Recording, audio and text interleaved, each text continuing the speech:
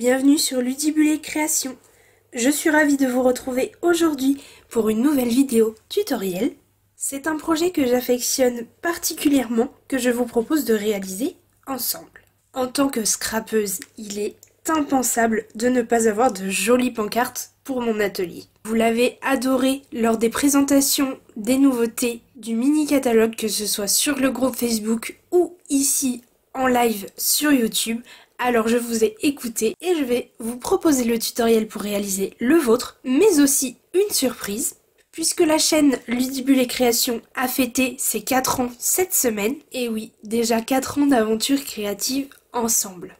Alors, pour fêter cet événement, je vous propose de gagner cette pancarte ou celle que l'on va réaliser juste après ensemble, afin de vous remercier d'être là depuis 4 ans ou depuis quelques temps seulement, mais j'ai envie de vous faire plaisir et du coup je vous propose de gagner ce joli projet fait par mes 10 petits doigts. Si ça vous tente, restez bien jusqu'à la fin de cette vidéo pour connaître toutes les modalités de participation. Regardons-la un petit peu plus en détail, cette jolie pancarte. C'est en fait un cadre tout en dimension et les lettres, elles aussi, sont en dimension. C'est ce qui donne toute la profondeur de cette pancarte. Ici, on a une queue de ruban qui va permettre ensuite de pouvoir l'accrocher très facilement. Personnellement, j'y ai noté atelier, mais on peut y noter ce que l'on souhaite. J'ai mis également des petites gemmes juste ici. Et alors, regardons ces magnifiques fleurs. Elles sont en 2 tons et les détails sont vraiment merveilleux. Au centre de chaque fleur, on a, je vois que vous le voyez bien sur le retour caméra, un joli détail du lac nacré de couleurs. Et enfin à l'arrière, puisque même l'arrière c'est important, vous le savez, avec moi les projets sont beaux de A à Z, et devant et derrière, on a donc un joli papier imprimé. Elle te plaît cette plaque de porte? Tu souhaites apprendre à la réaliser? Alors reste bien avec moi. Pour ce faire, voici les produits Stampin' Up dont nous avons besoin. Le lot Touton Flora, le set de tampons ainsi que les poinçons qui lui sont coordonnés. Ensuite, les poinçons alphabet à la mode, où vous avez donc toutes nos jolies lettres, tout en finesse. Il faut également un joli ruban. Ici, j'ai pris celui du Méli-Mélo de ruban, comme ceci, en rouge avec des jolies surpiqûres. Il nous faut également une feuille adhésive en mousse, donc on en a besoin d'à peu près une demi-feuille. Également notre lac nacré dans sa version blanche, mais elle est vendue en lot de 3 avec la version rouge et la version noire. Pour les papiers, j'ai jeté mon dévolu sur le magnifique papier Vichy Champêtre. Attention, ce papier nous quitte à partir du 4 avril, il sera en fin de série, ce qui signifie que dès qu'il ne sera plus disponible, il ne le sera plus du tout. Donc c'est vraiment jusqu'à épuisement des stocks uniquement. Et celui-ci n'est pas en promotion, mais vous avez beaucoup de promos jusqu'à moins 60%, et je vous mets le petit lien juste ici dans le petit i pour que vous puissiez découvrir tous les produits. Et à l'heure où vous regarderez cette vidéo, les fins de série auront déjà commencé. Donc n'hésitez pas à vous rendre sur la boutique en ligne Stampin' Up, vous avez le lien dans la barre d'informations si vous souhaitez commander via ma boutique en ligne, et vous découvrirez toutes ces jolies promotions. Alors pour cette version, je vais utiliser celui-ci qui est juste là, et je vais utiliser également celui-ci en sorbet sucré. Puisqu'on parle des papiers, venons-en au papier uni et ensuite on verra les mesures pour nos 2 morceaux de papier imprimé. Donc notre base, ici j'ai choisi pétale rose. Elle mesure 20 cm par 25 cm. Le premier ici qui représente l'arrière de notre pancarte mesure 9,5 par 14,5 cm. Et celui-ci qui représente l'intérieur de notre carte, il mesure 7,8 par 12,8 cm. Il nous faudra également une chute de sorbet sucré et des chutes de papier blanc pour notre décoration. Nous avons désormais tous les éléments, alors place à la création. La première étape est réaliser nos découpes et tamponnages afin que toute notre déco soit prête. Pour mes lettres, je prends une chute de papier uni de couleur contrastante. Ici j'ai choisi sorbet sucré et je vais venir coller à l'arrière de ce papier. Donc nous, on n'a pas de sens à notre papier, donc peu importe lequel, ma feuille d'adhésif en mousse. Alors tout simplement, je viens décoller, hop, la pellicule. Donc on a 2 pellicules, une par ici et une de l'autre côté. On choisit l'une des deux, pareil, aucune importance. Et une fois que j'ai décollé la pellicule, je viens ensuite coller mon papier uni dessus. J'ai découpé l'excédent avec ma paire de ciseaux. Maintenant, l'opération est la même que d'habitude. Donc, je prends mon papier du côté où je n'ai pas la mousse, donc vraiment le côté du papier. Je viens déposer mes poinçons. Je viens déposer ceci sur ma plaque. Je mets ma deuxième plaque transparente et je tourne la manivelle.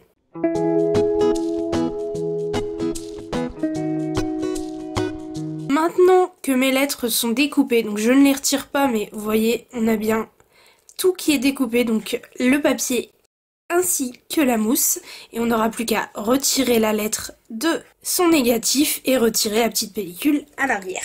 Je vais réaliser mes tamponnages en 2 étapes. Je vais vous montrer comment procéder pour réaliser celle-ci. Pour les 2 autres, je le ferai ensuite en accéléré. On a donc nos 2 encreurs, ici sorbet sucré le plus foncé, ici pétale rose le plus clair. Je vais commencer par ma couleur la plus foncée avec les détails ici, donc pas la fleur pleine, mais bien juste les détails. Donc je prends mon encre et je vais pouvoir réaliser ce tamponnage, hop, comme ceci. Voilà ce que ça me donne. Je prends maintenant le deuxième, donc la fleur pleine.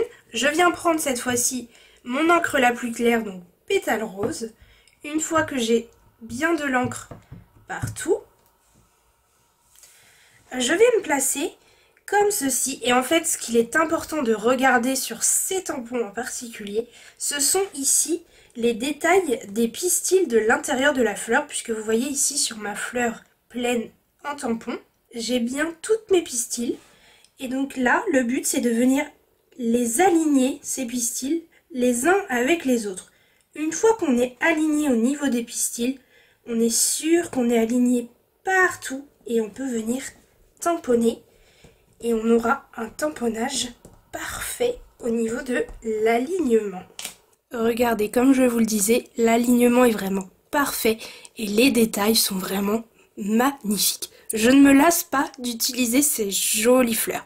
Donc je fais la même chose avec les 2 autres fleurs, donc les 4 autres tampons, et on se retrouve juste après, une fois que je les aurai aussi découpés avec les poinçons coordonnés.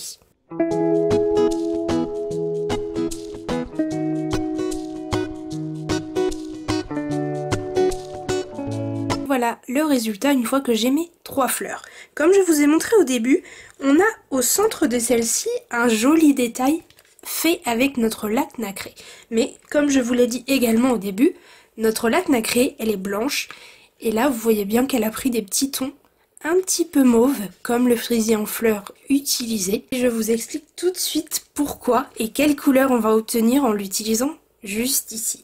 Comme on a la couleur la plus foncée qui est sorbet sucré, en mettant la laque nacrée pendant que l'encre est encore un petit peu humide, même si quand j'y touche, je ne me salis pas les doigts, et bien ma laque, en séchant, va prendre un petit peu des pigments de mon encre rouge et va se colorer en un rouge un petit peu plus pâle.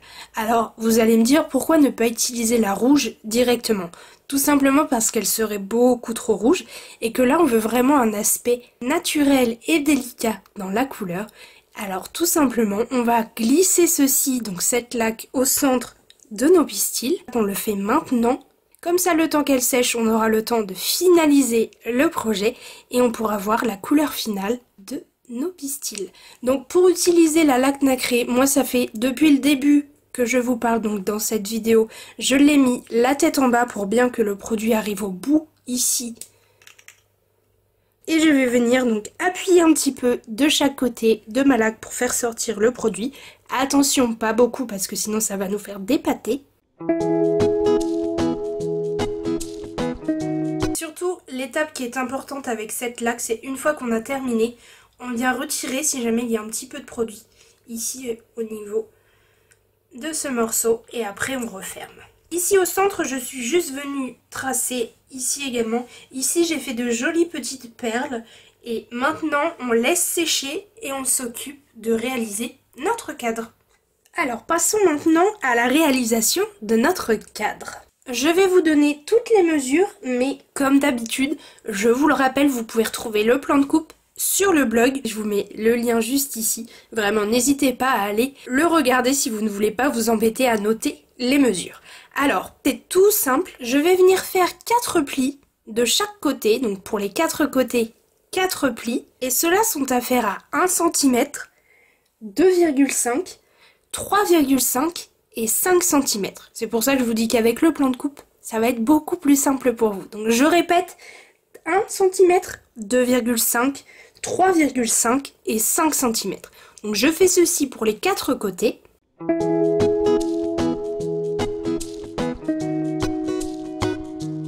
Une fois tous mes plis réalisés, voilà ce que ça me donne pour chaque côté. On va se placer du côté de la longueur et cette fois-ci on va prendre notre crayon et notre règle. On va placer notre 0 au niveau donc du bord de notre papier et au niveau du haut de celui-ci.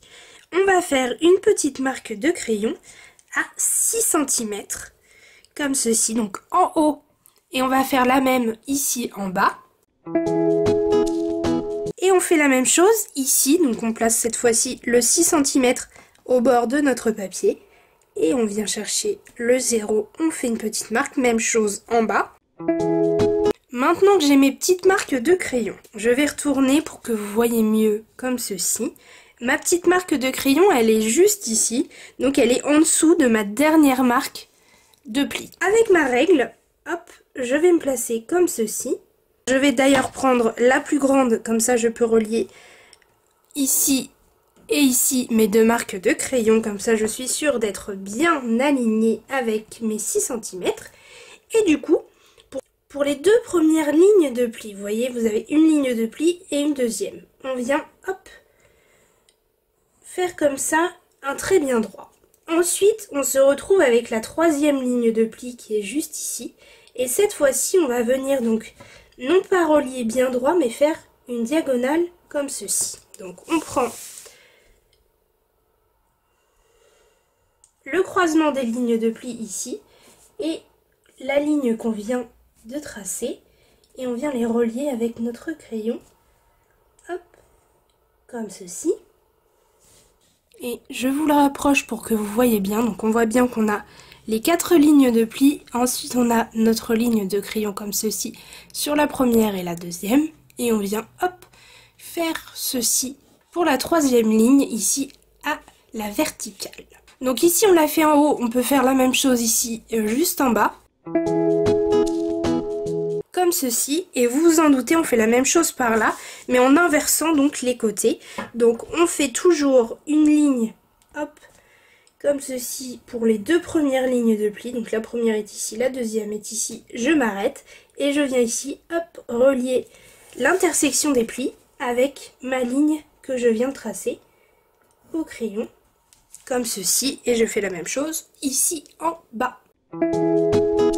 Et voilà ce que ça nous donne donc une fois qu'on a fait ceci partout. Je vais maintenant venir appuyer tous mes plis avec mon plioir. Maintenant que je suis venue appuyer tous mes plis, je me munis de ma paire de ciseaux. Et ce que je vais faire sur ce coin, je vais le faire ensuite sur mes 3 autres. Tout d'abord ici, la première ligne de pli, donc on va les appeler les rabats. On a donc 4 rabats. Un premier, un deuxième, un troisième et un quatrième. Le premier est plus fin, le deuxième est plus large. Donc sur ce premier ici rabat, on vient retirer complètement jusqu'à la ligne ici de crayon. Pour le deuxième, même chose, on vient retirer complètement jusqu'à la ligne de crayon. Et enfin, le troisième, juste ici, même chose, on retire tout jusqu'à la ligne de crayon. Donc en venant, hop, faire comme ceci. Donc je commence par retirer ceci. Et voilà ce que ça me donne une fois que j'ai retiré. Il me reste mon dernier rabat juste ici. Et alors celui-ci, je ne viens pas retirer la totalité. Je viens retirer uniquement les 3 premiers et je laisse le carré juste ici. Et attention, je coupe bien droit le long de la ligne de pli. Voilà ce que ça doit vous donner. Donc Je suis venue également couper le long de la ligne de pli comme ceci pour que notre carré ici soit indépendant. J'ai fait un petit biais. Ici, c'est ce qu'on a découpé pour commencer. Et ici, on a comme ceci. J'ai juste fait un petit biais juste là. Comme je vous l'ai dit tout à l'heure, je fais la même chose pour les 4 côtés. J'ai oublié de faire mon petit biais juste ici sur le premier rabat. Et on se retrouve du coup une fois que j'ai supprimé tout ce dont je n'ai plus besoin pour chaque coin.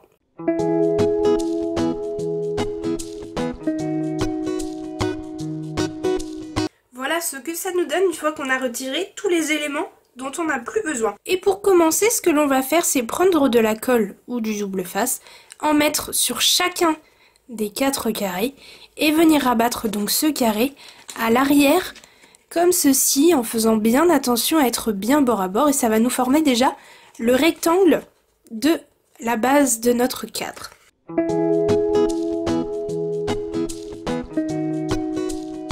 Et voilà ce que ça nous donne une fois qu'on a collé nos carrés. Maintenant, je vais vous montrer les étapes suivantes, sans mettre de colle, mais évidemment, pour coller, il faudra venir amener soit du double face, soit de la colle.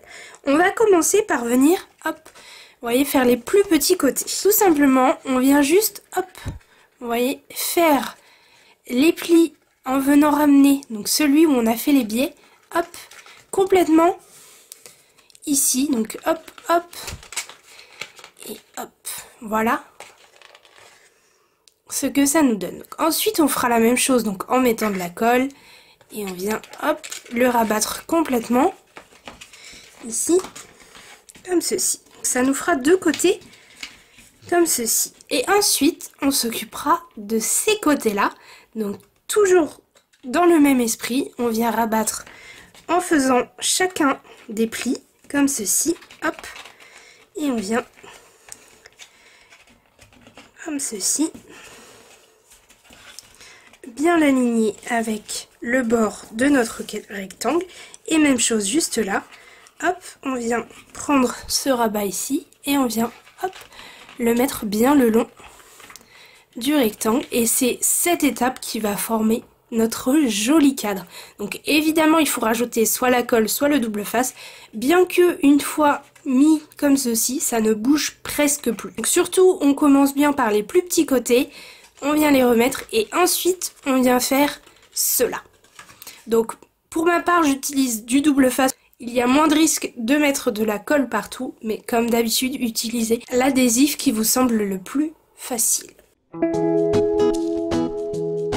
Je ne sais plus si je l'ai précisé, mais votre double face ou votre colle, il doit bien être à l'extérieur du projet quand vous le regardez comme moi. Puisque, je vous le rappelle, on vient bien mettre le tout à l'intérieur comme ceci, donc forcément l'adhésif doit être sur cette face extérieure.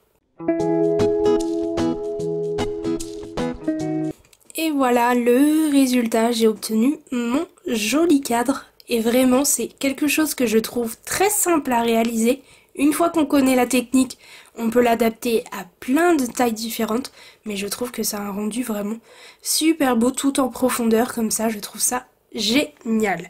Maintenant, on peut retourner le morceau. On prend notre ruban, on prend environ une quinzaine de centimètres. On fait une jolie queue comme ceci. Donc quand vous avez ce que vous voulez, hop, on vient couper l'excédent comme ceci. Et on va venir placer cette boucle comme ceci, en laissant vraiment de la marge juste ici, puisque c'est ce qui nous permettra de venir ensuite accrocher notre cadre. Donc bien la face arrière, on met du double face pour maintenir la boucle en place. Et pour cacher ça, on viendra coller le papier imprimé au-dessus.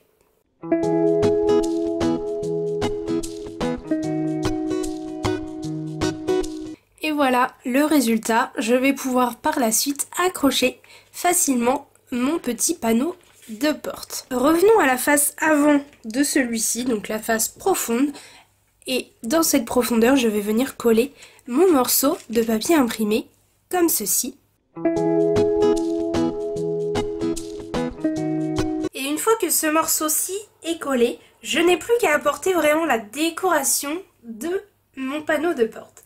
Pour cela, hop, moi comme je vais faire la même chose que pour celui-ci, en notant également atelier puisque non, je n'ai pas deux ateliers évidemment, mais puisque je veux vous en faire gagner l'un ou l'autre et que vous ayez le choix de la couleur que vous préférez, je vais également déposer donc mes lettres atelier ici, mettre mes petites fleurs et je viendrai déposer aussi des petits strass juste ici en bas. Alors mes lettres, donc moi comme je sais à peu près la taille qu'il faut que je laisse entre chaque lettre, je n'ai pas besoin de faire la première étape que je vais vous donner, mais attention, faites bien attention selon le mot que vous voulez glisser à l'intérieur, à venir préalablement essayer des techniques, donc peut-être mettre une lettre au-dessus de l'autre si le mot est un petit peu plus long. Là ici je sais que je peux le mettre bien comme ça en passant un petit peu chaque lettre, mais faites bien un premier aperçu en fait de comment vous voulez glisser vos lettres. Maintenant que j'ai, moi cette étape déjà faite, je viens prendre, ma première lettre, donc mon A. Je viens retirer, l'intérieur, comme ceci. Donc, vous voyez, en retirant ma lettre comme ceci, j'ai directement retiré la pellicule en même temps. Donc, j'ai pas besoin de retirer la pellicule. Là, la face que j'ai là, elle est bien collante. Je n'ai plus qu'à déposer ma lettre là où je la veux. Donc, j'essaye de me placer au centre. Hop. Et je place ma première lettre. Vous voyez avec quelle facilité en plus on vient coller. Je trouve cet adhésif en mousse vraiment merveilleux et je suis heureuse vraiment de l'utiliser pour ce genre de projet et je l'espère de vous le faire découvrir puisque c'est vraiment un coup de cœur. Je continue à coller mes autres lettres et on se retrouve une fois que vraiment tout le panneau de porte est terminé.